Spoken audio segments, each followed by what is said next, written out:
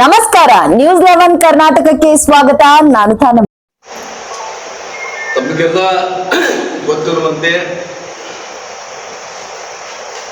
SM. Krishna ಅವರ ಕಾಲದಲ್ಲಿ ಈ ಪರಿಶಿಷ್ಟ ಜಾತಿಯಲ್ಲಿ ಒಳ ಮೀಸಲಾತಿ ಮಾಡಬೇಕು ಅಂತ ಹೇಳಿ ಸದಾಶಿವ ಆಯೋಗವನ್ನು ರಚನೆ ಮಾಡಿ ಅದು ಏನೇನೋ ಕಾರಣಗಳಿಂದ ಕಾಲಾಂತರದಿಂದ ಏನೇನೋ ವ್ಯತ್ಯಾಸಗಳು ಬಂದು ಪ್ರತಿಭಟನೆಗಳಾಗಿ ಅದರ ಸಹಮತ ಎಲ್ಲರೂ ಕೂಡ ಆಗದೇ ಇರೋದ್ರಿಂದ ಬಹುಶಃ ಅದು ಇಲ್ಲಿಯವರೆಗೂ ಕೂಡ ಬಂತು. ಇವತ್ತು ಈ ಆಯೋಗವನ್ನು ಒಳ ಮೀಸಲಾತಿ ಜಾರಿ ಮಾಡಲಿಕ್ಕೆ ಸುಪ್ರೀಂ ಕೋರ್ಟ್ ಆದೇಶ ಮಾಡಿದ ಮೇಲೆ ಇವತ್ತು ನಾಗಮೋಹನ್ ದಾಸ್ ಅವರ ನಿವೃತ್ತಿ ನ್ಯಾಯಮೂರ್ತಿ ನಾಗಮೋಹನ್ ದಾಸ್ ಅವರ ನೇತೃತ್ವದಲ್ಲಿ ಒಳ ಮೀಸಲಾತಿ ಮಾಡಬೇಕು ಅಂತ ಹೇಳಿ ಒಂದು ಅದನ್ನು ಜಾರಿ ತರಲಿಕ್ಕೆ ಇನ್ನೊಂದು ಆಯೋಗವನ್ನು ಮಾಡಿದ್ರು. ಅದೇ ಆಯೋಗದ ಜವಾಬ್ದಾರಿಯನ್ನು ಅವರು ಕೊಟ್ಟರು. ಅದಾದಮೇಲೆ ಆ ಆಯೋಗ ಕೂಡ ಒಂದು ಕ್ರಮಬದ್ಧವಾಗಿ ಸರ್ವೆ ನಡೆಸಲಿಲ್ಲ ಮತ್ತು ದತ್ತಾಂಶಗಳನ್ನು ಸರಿಯಾಗಿ ಸಂಗ್ರಹ ಮಾಡಲಿಲ್ಲ ಅನ್ನೋ ಕಾರಣಕ್ಕಾಗಿ ಈ 101 ಜಾತಿಯಲ್ಲಿರ್ತಕ್ಕಂಥ ಅನೇಕ ಸಮಾಜಗಳು ಕೂಡ ತಮ್ಮ ಭಿನ್ನಾಭಿಪ್ರಾಯಗಳನ್ನ ಒತ್ತಾಯಗಳನ್ನ ಸರ್ಕಾರದ ಮೇಲೆ ಹೇರಿ ಇದು ಪುನಃ ಸರ್ವೆ ಆಗಬೇಕು ಅಂತ ಹೇಳಿ ಸರ್ಕಾರದ ಮೇಲೆ ಒತ್ತಾಯ ಮಾಡಿದಾಗ ಇವತ್ತು ಈ ಸರ್ವೆಗೆ ಸರ್ಕಾರ ಆದೇಶ ಮಾಡಿದೆ. ಈ ಆದೇಶ ಬಹುಶಃ ಈ ಆದೇಶ ಆದಮೇಲೆ ಇವತ್ತು ಎಲ್ಲ ಸರ್ಕಾರದ ಎಲ್ಲ ಚಟುವಟಿಕೆಗಳು ಕೂಡ ಈಗ ಪ್ರಾರಂಭ ಆಗಿವೆ. ಈ ಒಳ ಮೀಸಲಾತಿ ಇವತ್ತು ಮೇ 5ನೇ ತಾರೀಕಿನಿಂದ 12ರವರೆಗೆ ಈ ಸರ್ವೆ ಕಾರ್ಯ ವ್ಯಾಪಕವಾಗಿ ಪ್ರಾರಂಭ ಆಗ್ತಾ ಇದೆ. ಇದು 3 ಹಂತದಲ್ಲಿ ಸರ್ವೆಯನ್ನು ಮಾಡಿದ್ದಾರೆ. ಒಂದು, ಮನೆಗೆ ಹೋಗಿ ಎಲ್ಲ ಮನೆಗಳು ಪರಿಶಿಷ್ಟ 101 ಜಾತಿಯ ಎಲ್ಲ ಮನೆಗಳಿಗೆ ಹೋಗಿ ಸರ್ವೆಯನ್ನು ಶಿಕ್ಷಕರ ಮುಖಾಂತರ ಸಮೀಕ್ಷೆಯನ್ನು ಮಾಡಿಸೋದು. ಎರಡನೇದಾಗಿ ಪಂಚಾಯತಿ ಮಟ್ಟದಲ್ಲಿ ಅದು ಆದಮೇಲೆ ಪಂಚಾಯತಿ ಮಟ್ಟದಲ್ಲಿ ಒಂದು ಜಾಗೃತಿಯನ್ನು ಮೂಡಿಸ್ತಕ್ಕಂಥದ್ದು. ಇದರಲ್ಲಿ ಮನೆಗೆ ಹೋಗಿ ಯಾರು ಬಿಟ್ಟಿರ್ತಾರೆ ಮನೆಗಳಲ್ಲಿ ಅವರು ಪಂಚಾಯತಿ ಮಟ್ಟದಲ್ಲಿ ಹೋಗಿ ಸರ್ವೆ ಮಾಡಿಸ್ಬೇಕು. ಆ ಪಂಚಾಯತಿ ಮಟ್ಟದಲ್ಲಿ ಲಭ್ಯ ಇಲ್ಲದೆ ಇದ್ದಂಥವರು ಆ್ಯಪ್ ಮುಖಾಂತರ ಇನ್ನೊಂದು ಅವಕಾಶವನ್ನು ಕೊಟ್ಟಿದ್ದಾರೆ. ಅವರೇ ತಮ್ಮ ಮಾಹಿತಿಯನ್ನು ಆ್ಯಪ್ ಮುಖಾಂತರ ಸರ್ಕಾರಕ್ಕೆ ತಿಳಿಸ್ತಕ್ಕಂಥದ್ದು. ಈ 3 ಹಂತದಲ್ಲಿ ಸರ್ವೆ ಕಾರ್ಯ ಮಾಡಬೇಕು ಅಂತ ಹೇಳಿ ಸುಮಾರು ಸರ್ಕಾರ ಒಂದು ತೀರ್ಮಾನ ಮಾಡಿದೆ. ಇದಕ್ಕಾಗಿಯೇ ಸುಮಾರು 53,000 ಅಂದರೆ 53 ನಂತರ ಮಟ್ಟಿಗೆ 52,932 ಶಿಕ್ಷಕರನ್ನು ಈ ಕೆಲಸಕ್ಕೆ ನೇಮಿಸಿದ್ದಾರೆ.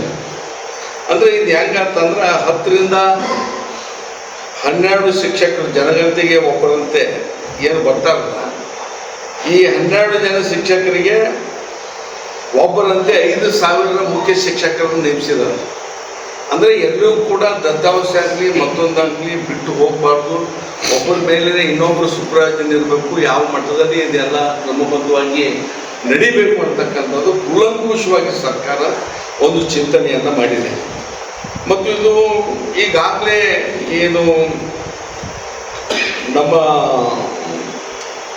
ಅಭಿವೃದ್ಧಿ ಆಯುಕ್ತ ರಾಜ್ಯ ಮಟ್ಟದಲ್ಲಿ ಸಮನ್ವಯ ಸಮಿತಿ ಅಧ್ಯಕ್ಷರನ್ನಾಗಿ ಅಭಿವೃದ್ಧಿ ಆಯುಕ್ತರಾಗಿರ್ತಕ್ಕಂಥ ಉಮಾ ಮಹಾದೇವರವ್ರನ್ನ ಅಧ್ಯಕ್ಷತೆಯಲ್ಲಿ ಈಗಾಗಲೇ ಎಲ್ಲ DC, SP, CO ಜೊತೆ ಸಂವಾದವನ್ನು ಕೂಡ ಈಗಾಗಲೇ ನಡೆಸಿದ್ದಾರೆ. ಈಗಾಗಲೇ 30ನೇ ತಾರೀಕಿಗೆ ಆ ಹಂತದ ಎಲ್ಲ ಕಾರ್ಯಕ್ರಮ ಕೂಡ ಮುಗಿದು ಹೋಗಿವೆ. ಈಗ 5ನೇ ತಾರೀಕಿಗೆ ಒಂದು ತೀವ್ರಗತಿಯಲ್ಲಿ ಒಂದು ಸರ್ವೆ ಆಗ್ತಾ ಇದೆ. ನಾವು ಈ ಒಂದು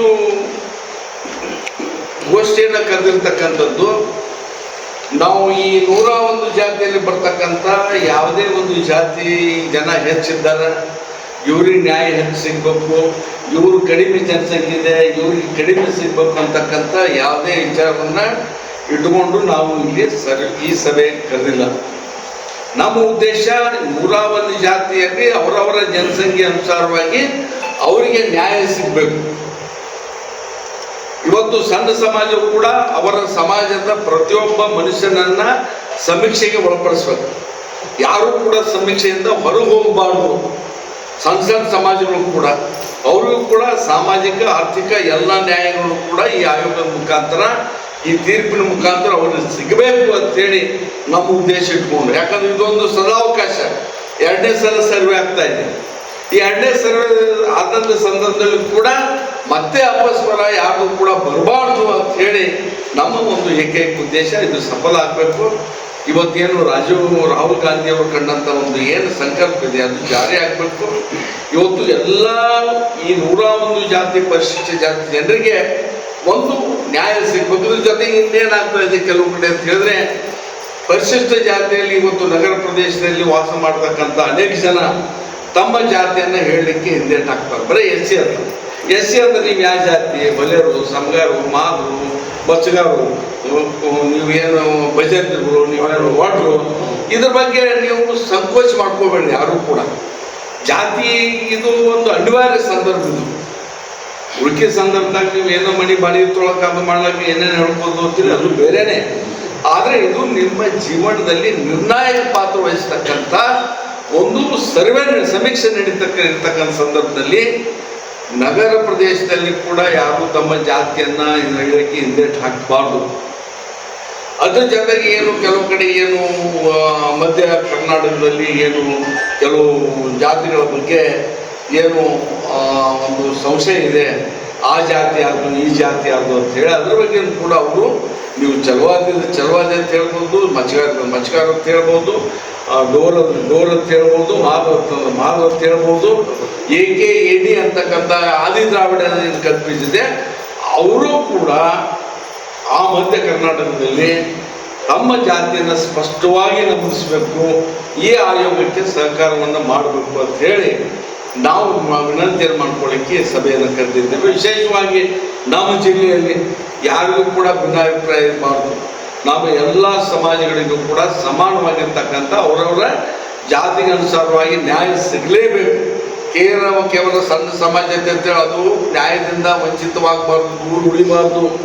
ಅವರು ಕೂಡ ಭಾಳ ಜಾಗೃತಿಯಿಂದ ತಮ್ಮ ಜಾತಿಯನ್ನು ಸಮೀಕ್ಷೆಯಲ್ಲಿ ನಮೂದಿಸಬೇಕು ಅಂತ ಹೇಳಿ ಅವರಿಗೆ ಒತ್ತಾಯವನ್ನು ಮಾಡಿಕೊಂಡು ಎಲ್ಲರೂ ಕೂಡ ಒಂದು ಈ 5ನೇ ತಾರೀಕಿನಿಂದ 15ನೇ ತಾರೀಕಿಗೆ ಮೇಯಲ್ಲಿ ನಡೀತಕ್ಕಂಥ ಸರ್ವೆ 3 ಹಂತದಲ್ಲಿ ಏನಿದೆ, ನೀವು ಅದನ್ನು ಜಾಗೃತವಾಗಿ ನಿಮ್ಮ ಸಮಾಜಗಳಿಗೆ ನೀವು ಮುಂದೆ ಮತ್ತೊಂದು ಜಾಗೃತಿ ಸಭೆಗಳನ್ನು ಮಾಡ್ಕೊಂಡು ಹೋಗಿ ನಿಮ್ಮ ಸಮಾಜಗಳಿಗೆ ಜಾಗೃತಿಯನ್ನು ಮೂಡಿಸ್ಬೇಕಂತ ಹೇಳಿ ನಿಮ್ಮೆಲ್ಲರ ಮುಖಾಂತರ ಈ ಸಭೆಯನ್ನು ಕರೆದು ಈ ವಿಷಯವನ್ನು ಹೇಳಲಿಕ್ಕೆ ಬಯಸಿದ್ದೇವೆ. ಇಲ್ಲಿಗೆ ನನ್ನ ವಿಚಾರ ಮುಕ್ತಾಯ ಇದೆ. ತಾವೇನಾದರೂ ಕೇಳಬಹುದು. ಈಗ ಸರ್ವೆಗೆ ಮನೆ ಹೋಗೋದು, ಸರ್ವೆ ಮಾಡೋದು ಇನ್ನೂ ಹಳೆಯ ಪದ್ಧತಿ ಒಳಗೆ. ಯಾಕಂದ್ರೆ ಭಾಳ ಜನ ನೀವು ಅಂದಂಗೆ ನಗರ ಪ್ರದೇಶದಲ್ಲಿ ಜಾತಿ ಹೇಳ್ಕೊಳ್ಳೋದು ಈಗಲೂ ಕೂಡ ಒಂದು ಹಿಂದೇಟು ಸಹಜವಾಗಿ ಇರೋದು. ಹಾಗಾಗಿ ಈಗೆಲ್ಲ ಸಾಕಷ್ಟು ಮುಂದುವರೆದ ಸರ್ವೆ ವಿಧಾನ ಬದಲು ಮಾಡಬೇಕು ಅಂತ ಈಗೇನು ಆ್ಯಪ್ನೊಳಗೆ ಸ್ವಯಂ ಪ್ರೇರಿತವಾಗಿ ಮಾಡಬೇಕು ಅಂತ ಹೇಳಿದ್ರೆ ಅದು ಇದೆ ಅಲ್ಲ ಪದ್ಧತಿ. ಅದನ್ನು ಅವಕಾಶ ಕೊಟ್ಟಿದ್ದಾರೆ. ಅದೇ ರೀತಿ ಈಗ ಆಧಾರ್ ಇದೆ, ಪ್ಯಾನ್ ಕಾರ್ಡ್ ಇದೆ, ಎಲ್ಲ ಸರ್ಟಿಫಿಕೇಟು ಡಾಟಾ ಎಂಟ್ರಿ ಇದ್ದೇ ಇರ್ತದೆ. ಅದನ್ನೇ ತೊಗೊಂಡು ಮಾಡೋದಕ್ಕೆ ಅಂದರೆ ಸೂಕ್ತ ಅಂತ ಏನಾಗ್ತದೆ. ಹಂಗೆ ಆಗೋದ್ರಿಂದ ನೀವು ಮನೆಗೆ ಹೋಗಿ ಸರ್ವೆ ಮಾಡಿಲ್ಲ, ಎಲ್ಲೇ ಕೂತು ಮಾಡಿದ್ರು ಅಂತೇಳಿ ಸರ್ಕಾರದಲ್ಲಿ ಈಗಾಗಲೇ ಒಂದು ಅಪಾದನೆ ಬಂದಿದೆ. ಹಂಗೆ ಆಗಬಾರ್ದು ಅಂತೇಳಿ ಮನೆಗೆ ಹೋಗಲಿಕ್ಕೆ ಒಂದು ಅವಕಾಶ ಕಲ್ಪಿಸ್ತಾರೆ. ಈಗ ಮನೆ ಅಂದರೆ ಇದು ಪರ್ಟಿಕ್ಯುಲರ್ ಆಗಿ ಏನು SC ಕಾಲೋನಿಗಳು ಅಷ್ಟಕ್ಕೆ ಅಲ್ಲೇ ಹೋಗ್ತಾರೆ. ಹೌದು. ಈಗ ಸಿಟಿಯಲ್ಲೆಲ್ಲ ಎಲ್ಲೆಲ್ಲೋ ಇರ್ತಾರೆ. ಎಲ್ಲೆಲ್ಲಿ ಇರ್ತಾರೆ ಅದಕ್ಕೆ ಪಂಚಾಯತ್ ವೈಸ್ ಮಾಡಿದ್ದಾರೆ, ವಾರ್ಡ್ ವೈಸ್ ಮಾಡ್ತಾರೆ. ಆಮೇಲೆ ನೀವು SCಗಳು ಯಾರ್ಯಾರು ಬರ್ರಿ, ನಿಮ್ಮ ಹೆಸರು ಹೇಳ್ರಿ. ಈಗ ಜಾತಿ ಮನೆಗೆ ಎಲ್ಲರ ಮನೆಗೆ ಹೋಗಲ್ವ? SC ಒಂದೇ 101 ಜಾತಿಗಳ SC ಮನೆ ಎಲ್ಲಿ ಅದಾವ ಐಡೆಂಟಿಫೈ. ಈಗ ಸರ್ವೆ ಮಾಡೋರಿಗೆ ಮಾಹಿತಿ ಇರಲ್ಲ. ಈಗ ಯಾವುದೋ ಇದೇ ಒಂದು ಏರಿಯಾ ಅಂತ ಇಟ್ಕೊಳ್ಳಿ, ಇಲ್ಲಿ SC ಈಗ ನಗರದಲ್ಲಿ ಆ ಸಮಸ್ಯೆ ಆಗ್ತದೆ, ಹಳ್ಳಿಗಳಲ್ಲಿ ಆ ಸಮಸ್ಯೆ ಆಗ್ತದೆ. ಈಗ ಕಾರ್ಪೊರೇಷನ್ ಈ ನಗರದಲ್ಲಿ ಆ ಸಮಸ್ಯೆ ಆಗ್ತದೆ ಅಂತೇಳಿ ವಾರ್ಡ್ ವೈಸ್ ಮಾಡ್ತಾರೆ. ವಾರ್ಡ್ ಆದಾಗ ಅದನ್ನು ಕೂಡ ಅಲ್ಲಿ ಯಾರು ಭಾಗವಹಿಸಾಗಿಲ್ಲ ಅವ್ರಿಗೆ ಯಾರು ಮೂಲಕ ನಮ್ಮ ಜಾತಿಯನ್ನು ನಮೂದಿಸಲಿಕ್ಕೆ ಮನೆಯಲ್ಲಿ ಕೂತ್ಕೊಂಡೇ ಹೇಳ್ಬೋದು ನಮ್ಮ ಜಾತಿ.